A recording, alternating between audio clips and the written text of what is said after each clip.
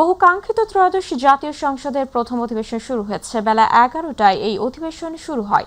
অধিবেশনের স্পিকার হিসেবে নির্বাচিত হন অবসরপ্রাপ্ত মেজর হাফিজ উদ্দিন আহমেদ বীর বিক্রম এবং ডেপুটি স্পিকার নির্বাচিত হন ব্যারিস্টার কায়সার কামাল। এর আগে ডক্টর খন্দকার মোশাররফ হোসেনের সভাপতিত্বে স্পিকার নির্বাচনের কার্যক্রম শুরু হয়। অধিবেশনের সূচনা বক্তব্যে প্রধানমন্ত্রী তারেক রহমান বলেন, আজ থেকে বাংলাদেশে আবারও গণতান্ত্রিক যাত্রা শুরু হলো। মাহবুব সৈকতের রিপোর্ট। 12 মার্চ 2026 ত্রয়োদশ জাতীয় সংসদের প্রথম দিবস। সূচনা হলো দেশের ইতিহাসে আর এক যুগান্তকারী অধ্যায়। নির্ধারিত সময়ের আগেই সরকারি এবং বিরোধী দলের প্রতিটি চেয়ার পরিপূর্ণ। গ্যালারিতে দেশি এবং বিদেশি পর্যবেক্ষক। শূন্য স্পিকারের চেয়ার। সংসদ সচিবের সঞ্চালনায় পবিত্র কুরআন তেলাওয়াতের মাধ্যমে শুরু হয় অধিবেশন। এরপর স্বাগত বক্তব্য রাখেন সংসদ নেতা প্রধানমন্ত্রী তারেক রহমান। বাংলাদেশের জাতীয় সংসদের রাজনীতির এই ঐতিহাসিক মুহূর্তে আমি আল্লাহর দরবারে শুকরিয়া জানাই। কাঙ্ক্ষিত গণতান্ত্রিক এই যাত্রার পেছনে যে সকল মানুষের আত্মত্যাগ রয়েছে তাদের স্মরণ করে স্বনির্ভর দেশ গড়ার প্রত্যয় তুলে ধরেন প্রধানমন্ত্রী। বিএনপি একটি স্বনির্ভর, সমৃদ্ধ, নিরাপদ, গণতান্ত্রিক বাংলাদেশ প্রতিষ্ঠা করতে চায়। এই লক্ষ্য অর্জনে আমি জনগণের সমর্থন এবং সহযোগিতা চাইছি। ফ্যাসিবাদ মুক্ত দেশ গড়ায় কোনো বিরোধ নেই বলে উল্লেখ করে সংসদকে জাতির আশা আকাঙ্ক্ষার কেন্দ্রবিন্দুতে পরিণত করার প্রত্যাশা জানান সরকার প্রধান।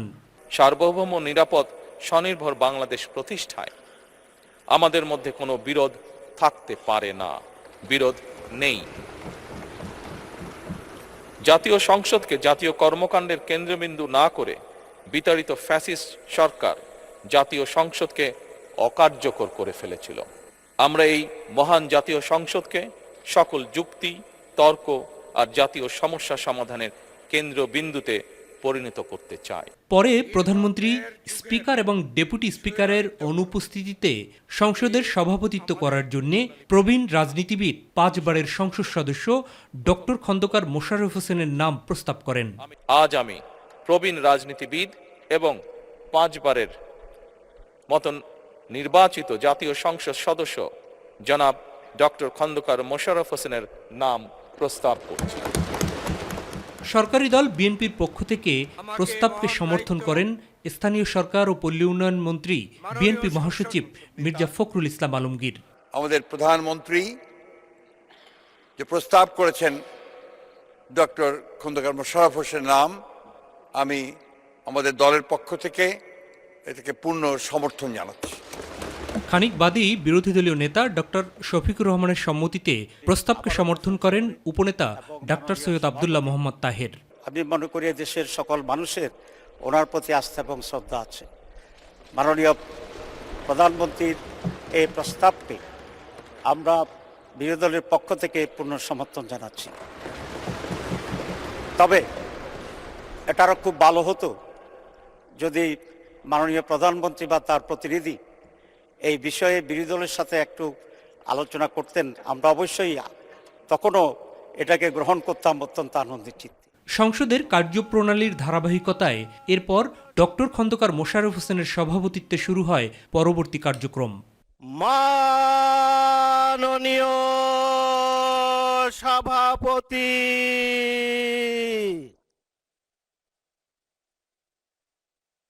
জনগণের প্রত্যাশা পূরণ, গণতন্ত্রের ভিত সুদৃঢ়করণ, স্বচ্ছতা, জবাবদিহিতা ও সুশাসন প্রতিষ্ঠায় আমাদের ঐক্যবদ্ধ নিরলস প্রয়াস অব্যাহত রাখতে হবে। পরে দিনের কার্যসূচি অনুযায়ী স্পিকার এবং ডেপুটি স্পিকার নির্বাচন সম্পন্ন করা হয়। সংসদ সদস্য জনাব হাফিজ উদ্দিন আহমদ বীর বিক্রম সর্বসম্মতিক্রমে ও বিনা প্রতিদ্বন্দ্বিতায় বাংলাদেশ জাতীয় সংসদের স্পিকার নির্বাচিত হলেন। মাননীয় সদস্য ব্যারিস্টার কায়সার কামাল সর্বসম্মতিক্রমে ও বিনা প্রতিদ্বন্দ্বিতায় বাংলাদেশ জাতীয় সংসদের ডেপুটি স্পিকার নির্বাচিত হলেন। নির্বাচন প্রক্রিয়া সম্পন্ন হওয়ার পরে অধিবেশনের প্রথম পর্বের বিরতি দেন সভাপতি। বিরতিতে সংসদে মহামান্য রাষ্ট্রপতির কার্যালয়ে স্পিকার হিসেবে হাফিজ উদ্দিন আহমেদ বীর বিক্রমকে এবং ডেপুটি স্পিকার হিসেবে ব্যারিস্টার কায়সার কামালকে শপথ বাক্য পাঠ করান রাষ্ট্রপতি মোহাম্মদ শাহাবুদ্দিন। স্পিকারের কর্তব্য বিশ্বস্ততার সহিত পালন করিব। বিশ্বস্ততার সহিত পালন করিব। বিরতির পরে নবনির্বাচিত স্পিকার মেজর হাফিজ উদ্দিন আহমেদের সভাপতিত্বে শুরু হয় সংসদ অধিবেশন। বিরোধী দল যাতে এই সংসদে কার্যকর ভূমিকা পালন করতে পারে সেজন্য আমি সর্বদাই সচেষ্ট থাকব। মাহবুব সৈকত, মাই টিভি, ঢাকা। নিরপেক্ষতার খাতিরে বাংলাদেশ জাতীয়তাবাদী দলের শুধু বিরোধিতার জন্য বিরোধিতা নয়, শান্ত আলোচনার মাধ্যমে সরকার সংসদ কার্যকর করতে চায় বলে মন্তব্য করেছেন প্রধানমন্ত্রী তারেক রহমান। দুপুরে জাতীয় সংসদের স্পিকার হাফিজ উদ্দিন আহমেদের সভাপতিত্বে ত্রয়োদশ জাতীয় সংসদের অধিবেশনে তিনি এই কথা বলেন। পরে বিরোধী দলীয় নেতা জামাতের আমির ডক্টর শফিকুর রহমান বলেন, ২৪-এর রক্তের ওপর দাঁড়িয়ে থাকা এই সংসদ দেশের মানুষের জন্য কাজ করবে। এরপর শোক প্রস্তাব গৃহীত হয়। আতিকুর রহমান, তিতাসের রিপোর্ট। ত্রয়োদশ জাতীয় সংসদের স্পিকার মেজর অবসরপ্রাপ্ত হাফিজ উদ্দিন আহমেদ বীর বিক্রম ও ডেপুটি স্পিকার ব্যারিস্টার কায়সার কামালকে শপথ পাঠ করান রাষ্ট্রপতি মোহাম্মদ শাহাবুদ্দিন। জাতীয় সংসদের প্রথম অধিবেশনে স্পিকার ও ডেপুটি স্পিকার নির্বাচন অনুষ্ঠিত হয়। এরপর তাদেরকে শপথ বাক্য পাঠ করানো হয়। সশ্রদ্ধ চিত্তে শপথ করিতেছি যে পরে স্পিকার অবসরপ্রাপ্ত মেজর হাফিজ উদ্দিন আহমেদ বীর বিক্রমের সভাপতিত্বে সংসদের প্রথম অধিবেশনে সংসদ নেতা ও প্রধানমন্ত্রী তারেক রহমান বলেন, শুধু বিরোধিতার জন্য বিরোধিতা নয়, শান্ত আলোচনার মাধ্যমে সংসদ কার্যকর করতে চায় সরকার। দেশ এবং জনগণের স্বার্থে আমরা এই সংসদকে অর্থবহ করতে চাই। বিরোধিতার জন্য বিরোধিতা নয়, বরং শানিত যুক্তিতর্কের মাধ্যমে আমরা এই সংসদকে প্রাণবন্ত করে তুলতে চাই। বিরোধী দলকে সর্বাত্মক সহযোগিতার আশ্বাস দিয়ে তিনি বলেন, দেশ ও মানুষের জন্য সবাই মিলে কাজ করা হবে, সংসদ হবে আলোচনার মূল কেন্দ্রবিন্দু। এই সংসদের সদস্য হিসাবে জাতীয় সংসদ পরিচালনায় আমরা আমাদের পক্ষ থেকে আপনাদেরকে সর্বোচ্চ সহযোগিতা করব ইনশাআল্লাহ। পরে বিরোধী দলীয় নেতা জামায়াতের আমির ডাক্তার শফিকুর রহমান বলেন, ২৪-এর রক্তের উপর দাঁড়িয়ে থাকা এই সংসদ দেশের মানুষের জন্য কাজ করবে, এমনটাই প্রত্যাশা করে তারা। দেশের মানুষের কল্যাণ বিবেচনায় আলোচনা না হয়ে মানুষের চরিত্র হননের জন্য এখানে বিপুল সময় ব্যয় করা হয়েছে। আমি আপনাকে বিনীতভাবে অনুরোধ করব, এই সংসদ যেন কারো চরিত্র হননের কেন্দ্রে পরিণত না হয়। আপনার কাছ থেকে কেউ সামান্যতম সুযোগও যেন এই ব্যাপারে না পায়। আমরা চাই এই সংসদ শুধুমাত্র জনকল্যাণে প্রতিষ্ঠিত হবে এবং পরিচালিত হবে। পরে খালেদা জিয়া, মনমোহন সিং, আয়াতুল্লাহ খামেনি ও পোপ ফ্রান্সিস সহ বিভিন্ন রাষ্ট্রনায়কের মৃত্যুতে সংসদে শোক প্রস্তাব গৃহীত হয়। এতে আলোচনা করেন সংসদ সদস্যরা। শোক প্রস্তাবের জন্য আমরা প্রস্তাবিত করছি। আতিকুর রহমান, তিতাস, মাই টিভি। সরকারি ও বিরোধী দলের প্রাণবন্ত অংশগ্রহণ এবং কিছু সময়ের জন্য উত্তাপ সব মিলিয়ে ত্রয়োদশ সংসদের প্রথম কার্যদিবস ছিল নজরকাড়া। সংবিধান অনুযায়ী রাষ্ট্রপতি ভাষণ দেওয়া শুরু করলে প্ল্যাকার্ড দেখিয়ে প্রতিবাদ এবং শেষে ওয়াক আউট করেন বিরোধী দলের সংসদ সদস্যরা। তাদের দাবি, রাষ্ট্রপতি শাহাবুদ্দিন ফ্যাসিবাদের দোসর, তাই তার বক্তব্য সংসদকে কুলুষিত করেছে। আর সরকারি দলের দাবি, সংবিধান রক্ষা করতে রাষ্ট্রপতিকে ভাষণ দেওয়ার সুযোগ দেওয়া হয়েছে। হাসান বিশ্বাসের ক্যামেরায় ইউসুফ আলীর রিপোর্ট। ত্রয়োদশ জাতীয় সংসদের প্রথম অধিবেশন নিয়ে নানা জল্পনা কল্পনা ছিল সর্বস্তরের মানুষের মাঝে। পূর্ব থেকেই রাষ্ট্রপতি জাতীয় সংসদ অধিবেশনে ভাষণ দিতে না পারেন তার দাবি তুলে আসছিল জামাতে ইসলামীর নেতৃত্বে গঠিত প্রধান বিরোধী দল। তিনি আপাতমস্তক একজন। শুরুতে সকল বিষয়ে সরকারি দলের সাথে একমত হলেও সংবিধান অনুযায়ী রাষ্ট্রপতি তার ভাষণ শুরু করলে প্লেকার্ড দেখিয়ে সংসদের অধিবেশন থেকে ওয়াকআউট করে বিরোধী দল। এ সময় সংসদের বাহিরে বিরোধী দলের নেতারা দাবি করেন, রাষ্ট্রপতি শাহাবুদ্দিনের ভাষণে কুলুষিত হয়েছে সংসদ। এই প্রেসিডেন্ট 3টা কারণে অপরাধী, যার বক্তব্য এই মহান সংসদে আমরা শুনতে পারি না। প্রথম কারণ হচ্ছে তিনি সমস্ত খুনের সহযোগী ছিলেন। তার আমলে যে খুনগুলো হয়েছে, একটা খুনের বিরুদ্ধেও তিনি শাসক গোষ্ঠীর প্রতিবাদ করেন নাই। সেই খুনের তিনি কোনো ব্যবস্থা গ্রহণ করেন নাই। প্রেসিডেন্ট রাষ্ট্রের অভিভাবক হিসাবে তিনি জঘন্য অপরাধ করেছেন রাষ্ট্রের নাগরিকদের প্রতি। দ্বিতীয় কারণ ছিল, আপনারা জানেন, আগস্ট মাসের 5 তারিখ 24 সালে তিনি জাতির উদ্দেশ্যে ভাষণ দিয়েছেন। সেই ভাষণে তিনি বলেছিলেন যে তৎকালীন ফ্যাসিস্ট প্রধানমন্ত্রী পদত্যাগ করেছেন, এবং তিনি তা মঞ্জুর করেছেন। পরবর্তী পর্যায়ে আপনারা দেখেছেন দুইটা মিডিয়ার সাথে সাক্ষাৎকার দিতে গিয়ে তিনি তা অস্বীকার করেছেন, নতুন গল্প সামনে নিয়ে এসেছেন। তিনি জাতির সামনে মিথ্যাবাদী হিসাবে সাব্যস্ত হয়েছেন। দেশের প্রেসিডেন্ট মিথ্যাবাদী সাব্যস্ত হওয়ার পরে প্রেসিডেন্ট হিসাবে তার আর কোনো নৈতিক অধিকার থাকে না। 3 নম্বর অপরাধ তিনি করেছেন, তিনি নিজের হাতে অর্ডিন্যান্স সাইন করেছেন। ফ্যাসিস্ট দোসর রাষ্ট্রপতি যখন বক্তব্য দিতে এসেছেন, আমরা স্পিকারের কাছে বারবার আহ্বান করেছিলাম আমাদের এই বিষয়ে বক্তব্য রয়েছে, সেই বক্তব্য বিরোধী দলীয় নেতা উনি উপস্থাপন করবেন, কিন্তু সেই সময়টা আমাদেরকে দেওয়া হয়নি, আমাদেরকে কোনো ফ্লোর দেওয়া হয়নি। এর প্রতিবাদ স্বরূপ আমরা আমাদের প্রতিবাদ জানিয়ে সেখান থেকে ওয়াকআউট করেছেন। সরকার দলীয় সংসদ সদস্য ও স্বরাষ্ট্রমন্ত্রী সালাউদ্দিন আহমেদ বলেন, গণতান্ত্রিক দেশে সংসদে যে কোনো বিষয়ে সরকারের কাজে বিরোধিতা করা গণতন্ত্রের সৌন্দর্য, তবে তা যদি দেশ ও জনগণের কল্যাণে না আসে তবে তা অযৌক্তিক। জাতীয় সংসদে যাতে জাতির সমস্ত ইস্যুগুলো আমরা আলোচনা করি এবং আলোচনার কেন্দ্রবিন্দুতে পরিণত করি, এর মধ্য দিয়ে আমরা এমন একটি গণতান্ত্রিক সংস্কৃতির চর্চা অব্যাহত রাখব যে গণতান্ত্রিক সংস্কৃতির চর্চার মধ্য দিয়ে বাংলাদেশের সত্যিকার অর্থে আমরা একটি গণতান্ত্রিক শক্তিশালী বাংলাদেশ বিনির্মাণ করতে পারবো। এখানে রাষ্ট্র কাঠামোর গণতান্ত্রিক সংস্কার হবে, সংবিধানের গণতান্ত্রিক সংস্কার হবে, জনপ্রত্যাশা অনুযায়ী ইনশাআল্লাহ আমরা সেরকম একটি বাংলাদেশ বিনির্মাণ করতে পারবো। যেই বাংলাদেশের স্বপ্ন আমাদের শহীদরা দেখেছিলেন, যে আকাঙ্ক্ষা শহীদের ছিল, যে জনপ্রত্যাশা আমাদের বাংলাদেশের মানুষের আছে। বিরোধী দলের সংসদ সদস্যরা বিধি মোতাবেক ওয়াকআউট করতে পারেন, তারা ওয়াকআউট করেছেন, এটা ব্যতিক্রম কোনো কিছু ঘটনা নয়। তারা আবার আসবেন, আগামী দিনে যে সংসদ বসবে সেদিন আবার আসবেন না, এটা কোনো নজিরবিহীন নয়। বিরোধী দলের সংসদ সদস্যদের তাদের অধিকার আছে, কোনো বিষয়ে যদি তারা সিদ্ধান্ত নেন যে ওয়াকআউট করবেন, তারা করতে পারেন না। It is all about Democratic practice, এটা গণতান্ত্রিক সভ্যতার মধ্যে আছে, পার্লামেন্টারি সংস্কৃতির মধ্যে আছে। তাৎক্ষণিক ওয়াকআউট করলেও রোববার সংসদে যোগ দেবেন বিরোধী দলের সংসদ সদস্যরা। চিরচেনা নিয়ম অনুযায়ী সরকারি দলের বিরোধিতা করে বিরোধী দল, আজও তার ব্যত্যয় হয়নি। ফ্যাসিবাদমুক্ত সংসদ হলেও এই সংসদ থেকে রাষ্ট্রপতির ভাষণকে কেন্দ্র করে ওয়াকআউট করে বিরোধী দলের সদস্যরা, আর এর মধ্য দিয়ে শেষ হয় ত্রয়োদশ জাতীয় সংসদ অধিবেশনের প্রথম দিনের কার্যাবলী। জাতীয় সংসদ ভবন থেকে ইউসুফ আলী, মাই টিভি। দীর্ঘ 1.5 দশকের ফ্যাসিবাদী শাসনের অবসানের পর 2024 সালের জুলাই আগস্টের ছাত্র জনতার গণঅভ্যুত্থানকে বাংলাদেশের ইতিহাসে এক অনন্য মাইলফলক হিসেবে অভিহিত করেছেন রাষ্ট্রপতি। তিনি বলেছেন, হাজারো শহীদের রক্তের বিনিময়ে তবেদার ও ফ্যাসিবাদ যুক্ত নতুন এক গণতান্ত্রিক বাংলাদেশের সূচনা হয়েছে।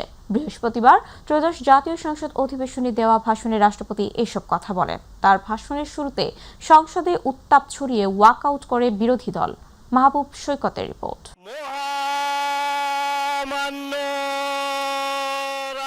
ত্রয়োদশ জাতীয় সংসদের প্রথম অধিবেশনে দিনের কর্মসূচি অনুযায়ী রাষ্ট্রপতি মোহাম্মদ শাহাবুদ্দিনকে ভাষণ দিতে অনুরোধ জানান নবনির্বাচিত স্পিকার হাফিজ উদ্দিন আহমেদ বীর বিক্রম। এই ঘোষণার সাথে সাথেই বিরোধী দলের সংসদ সদস্যদের মধ্যে গুঞ্জন শুরু হয়। বিভিন্ন বক্তব্য সম্বলিত প্লাকার্ড হাতে নিয়ে প্রতিবাদ জানান তারা।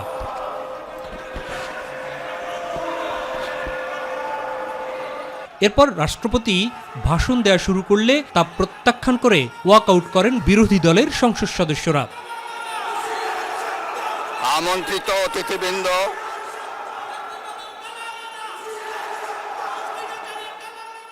যদিও এ অবস্থার মুখেই ভাষণ শুরু করেন রাষ্ট্রপতি মোহাম্মদ শাহাবুদ্দিন।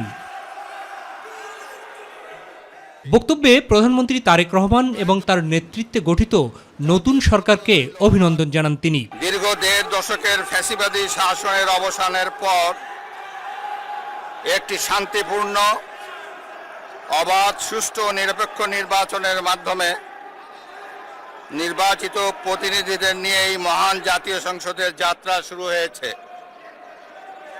ত্রয়োদশ জাতীয় সংসদ নির্বাচনে অংশগ্রহণকারী সকল রাজনৈতিক দল এবং এই নির্বাচন আয়োজনের সঙ্গে সংশ্লিষ্ট সকলের প্রতি আন্তরিক অভিনন্দন। মহান মুক্তিযুদ্ধের লাখো শহীদ এবং গণতান্ত্রিক আন্দোলনের শহীদদেরও স্মরণ করেন রাষ্ট্রপতি। 24 সালের দেশ এবং জনগণের স্বাধীনতা রক্ষার যুদ্ধ সহ এ যাবৎকাল দেশের ইতিহাসের সকল গণতান্ত্রিক আন্দোলনের শহীদদের আকাঙ্ক্ষিত বাংলাদেশ প্রতিষ্ঠার লক্ষ্যে সরকার কার্যক্রম অব্যাহত রেখেছে। বিগত ফ্যাসিস্ট আমলে অর্থনীতি সহ গণতান্ত্রিক সকল প্রতিষ্ঠান ধ্বংস হয়েছে বলে উল্লেখ করেন রাষ্ট্রপতি মোহাম্মদ শাহাবুদ্দিন আহমেদ। 2001 সালের অক্টোবর মাসে পূর্ববর্তী সরকারের রেখে যাওয়া দুর্নীতিতে চ্যাম্পিয়ন বাংলাদেশের দায়িত্ব নিয়ে বেগম খালেদা জিয়ার নেতৃত্বাধীন সরকার দুর্নীতি দমনে কঠোর পদক্ষেপ গ্রহণ করে। এছাড়া দুর্নীতি প্রতিরোধের লক্ষ্যে দুর্নীতি দমন কমিশন আইন 2004 প্রণয়ন করে। এর ফলে বিশ্বে দুর্নীতিতে চ্যাম্পিয়ন হওয়ার কলঙ্ক থেকে বাংলাদেশ মুক্তি পায়। মাহবুব সৈকত, মাই টিভি, ঢাকা। রাষ্ট্রনীতির মূল দর্শন। জনগণের রায় নির্বাচিত সরকার যেন প্রতিটি ক্ষেত্রে জবাবদিহিমূলক থাকে। ত্রয়োদশ জাতীয় সংসদের প্রথম অধিবেশনের দিনে এমন প্রত্যাশা সাধারণ মানুষের। বিরোধী দলকে আগের তুলনায় আরও গঠনমূলক দেখতে চান তারা। পাশাপাশি জুলাইয়ের আকাঙ্ক্ষা ধারণ করে সংসদ সদস্যরা দেশকে এগিয়ে নিয়ে যাবে বলেও প্রত্যাশা করেন সাধারণ মানুষ। এসএম আরিফের রিপোর্ট।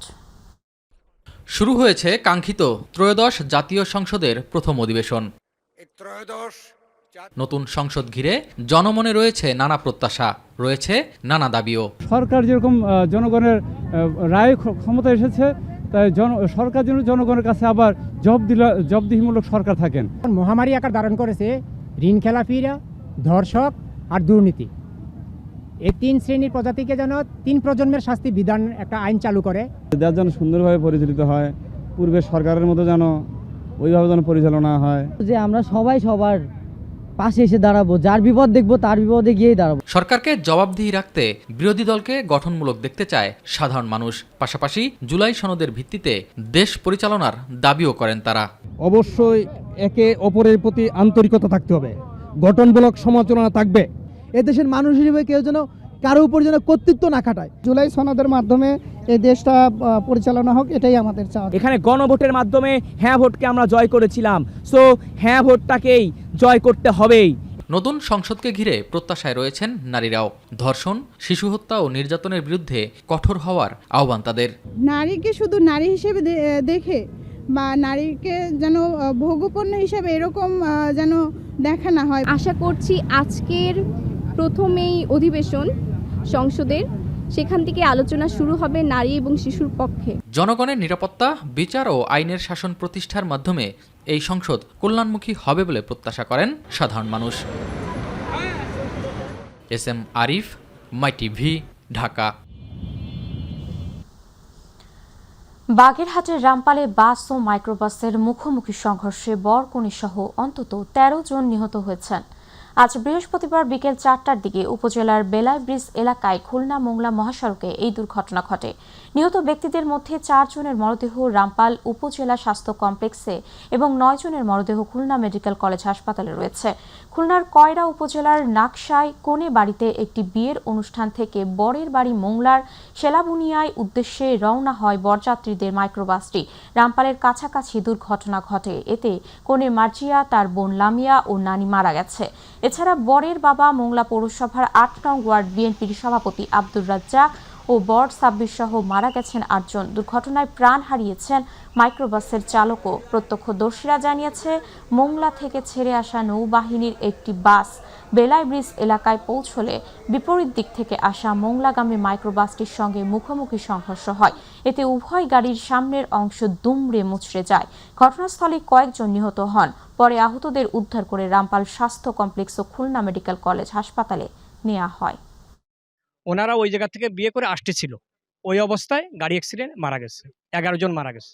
ভাইয়ার ফোনে জানতে পারছি যে আমার আপন চাচির বোনের পুরো ফ্যামিলি ধরে 13 জন মারা গেছে। সবাই পরিবারে সবাই শেষ, আমার পরিবারে সব শেষ। আমার ননদ মারা গেছে, চিকিৎসাধীন অবস্থায় তিনি মারা গেছে। আর ননদের পত্নী ছিল, তার বর পক্ষের কয়েকজন। সরকারের পক্ষ থেকে জ্বালানি সংকট নেই বলে দাবি করা হলেও বরং রাজধানীর বিভিন্ন এলাকায় এখনও পুরোপুরি কাটেনি জ্বালানি তেলের সংকট। আর তাই নগরীর পেট্রোল পাম্পগুলোতে আজও দেখা গেছে মোটরসাইকেল, প্রাইভেট কারের দীর্ঘ সারি। তবে সরবরাহে কিংবা পরিবহনজনিত সাময়িক সমস্যা হলেও শীঘ্রই পরিস্থিতি স্বাভাবিক হবে বলে মনে করছেন ফিলিং স্টেশন কর্তৃপক্ষ। জাহিদ আহমেদ বাবুর রিপোর্ট। রাজধানীতে জ্বালানি তেলের কোনো সংকট নেই কর্তৃপক্ষের এমন দাবি থাকলেও নগরীর তেল পাম্পের বাস্তব চিত্রটা উল্টো। তাই বৃহস্পতিবারও রাজধানীর পরিবাগ ফুয়েল পাম্পে দেখা গেছে মোটরসাইকেল ও ব্যক্তিগত গাড়ির দীর্ঘ লাইন। জ্বালানি তেলের কোনো সংকট নেই বলে দাবি করা হলেও গ্রাহকরা বলছেন কোথায় যেন ধোঁয়াশা থেকে যাচ্ছে। আমরা একটা ধোঁয়াশার মধ্যে আছি, আমাদেরকে বলা হচ্ছে যে ফুয়েলের কোনো অভাব নাই, তেল আছে, অথচ পাম্পে এসে দেখেন তার চিত্র একদম উল্টো। আজকে দেখি কত লিটার তেল দিতে পারে আর কি, 500 টাকা নেওয়ার ইচ্ছা আছে। আস্তে আস্তে এটা মানে সহজ হয়ে যাচ্ছে আর কি। তারা বলছেন সরবরাহ স্বাভাবিক রাখা এবং পাম্পগুলোতে পর্যাপ্ত জ্বালানি নিশ্চিত করতে সংশ্লিষ্ট কর্তৃপক্ষের কার্যকরী পদক্ষেপ নেওয়া জরুরি। আজকে আমি সিরিয়াল ধরছি প্রায় 9:30টার দিকে, 9:45টার দিকে, এর মধ্যে এখানে চলে আসছে। আমি সিরিয়াল আসলে সুন্দর মতো তেল পাওয়া যাচ্ছে, জিপ গাড়িতে 25 লিটার আর আপনি প্রাইভেটে 10 লিটার। এদিকে পাম্প সংশ্লিষ্টরা বলছেন সরবরাহে সাময়িক সমস্যা দেখা দিলেও অচিরেই পরিস্থিতি হবে স্বাভাবিক। গতকালকের মতো অতটা অস্থির না, তারা সরকার নির্ধারিত যে মাত্রা সেটাতে দিচ্ছে এবং তারা সেটাতে স্যাটিসফাইড। যেমন যারা রাইড শেয়ার করতেছে ওনারা 600 টাকার তেল পাচ্ছে, আর এই কারগুলো ওনাদের আমরা 10 লিটার করে দিচ্ছি, আর বড় এসইউভিগুলো ওনারা 20 লিটার করে নিয়ে যাচ্ছে। অনেকটা প্যানিকটা অনেকটা কম আছে। জাহিদ আহমেদ বাবু, মাই টিভি, ঢাকা। সাম্প্রতিক সময়ে আন্তর্জাতিক ও আঞ্চলিক নিরাপত্তা পরিস্থিতি বিবেচনায় নিয়ে দেশের সমুদ্র সীমায় অবস্থানরত জ্বালানিবাহী জাহাজ সমুদ্রের নিরাপত্তা নিশ্চিত করতে টহল জোরদার করেছে বাংলাদেশ নৌবাহিনী। বর্তমানে চট্টগ্রাম বন্দরের জেটি সমূহ সহ বন্দর জল সীমায় 18টি জাহাজ অবস্থান করছে। এসবের মধ্যে বেশিরভাগ জাহাজে গ্যাস, তেল ও অপরিশোধিত জ্বালানি তেল রয়েছে। সাধারণ সময়েও এইসব জ্বালানিবাহী জাহাজের নিরাপত্তা নিশ্চিতে সক্রিয় থাকা হয় জানিয়ে নৌবাহিনী জানিয়েছে, বর্তমান পরিস্থিতি বিবেচনায় এই সংক্রান্ত নিরাপত্তা ব্যবস্থা আরও জোরদার করা হয়েছে। চলমান নিরাপত্তা ব্যবস্থার আওতায় নৌবাহিনীর যুদ্ধজাহাজ, দ্রুতগামী বোট মোতায়েনের পাশাপাশি মেরিটাইম পেট্রোল এয়ারক্রাফট ও হেলিকপ্টারের মাধ্যমে নজরদারি করা হচ্ছে বলে জানিয়েছে নৌবাহিনী। এলপিজি এবং পরিবহন জ্বালানি বহনকারী সকল জাহাজসমূহের নিরাপত্তা জোরদার করেছে বাংলাদেশ নৌবাহিনী। এর প্রেক্ষিতে নৌবাহিনীর যুদ্ধজাহাজ ও দ্রুতগামী বোট মোতায়েনের পাশাপাশি মেরিটাইম পেট্রোল এয়ারক্রাফট ও হেলিকপ্টারের মাধ্যমে নজরদারি কার্যক্রম চলমান রয়েছে। জ্বালানিবাহী জাহাজসমূহের নিরাপদ চলাচল, নোঙ্গর করা সহ বন্দরে প্রবেশ ও বহির্গমন নিশ্চিত করা সম্ভব হচ্ছে। চট্টগ্রাম বন্দরের নিউ মেরিন কন্টেইনার টার্মিনাল পরিচালনায় বন্দর কর্তৃপক্ষের বিদেশি কোম্পানির সঙ্গে চুক্তির প্রক্রিয়ার বৈধ বলে দেয়া হাইকোর্টের রায় বহাল রেখেছেন আপিল বিভাগ। এর ফলে চট্টগ্রাম বন্দরের এনসিটি পরিচালনায় বন্দর কর্তৃপক্ষের বিদেশি কোম্পানির সঙ্গে চুক্তিতে কোনো বাধা থাকলো না। হাইকোর্টের রায়ের বিরুদ্ধে করা আবেদন খারিজ করে সকালে প্রধান বিচারপতি নেতৃত্বাধীন আপিল বিভাগ এই আদেশ দেন। গত 29 জানুয়ারি চট্টগ্রাম বন্দরের নিউ মেরিন কন্টেইনার টার্মিনাল পরিচালনায় চট্টগ্রাম বন্দর কর্তৃপক্ষের বিদেশি কোম্পানির সঙ্গে চুক্তির চলমান প্রক্রিয়ার বৈধতা প্রশ্নে জারি করা রুল খারিজ করে দেন হাইকোর্ট। পরে এই রায়ের বিরুদ্ধে আপিল করা হয়। গতকালকে দীর্ঘ শুনানির পরে আজকে কোর্ট আদেশ দিয়ে বলেছেন যে তাদের যে লিভ পিটিশনটি ছিল সেটিকে খারিজ করে দেওয়া হলো। অর্থাৎ এই অর্থ হচ্ছে যে সরকার এই মুহূর্তে যখন ডিপি ওয়ার্ল্ডের সাথে বা দুবাই গভর্নমেন্টের সাথে যে চুক্তিটা করতে যাবে বা আদৌ যদি হয় সেটাতে কোনো অস্বচ্ছতা ছিল না এবং সেটি করতে আর কোনো বাধা নেই।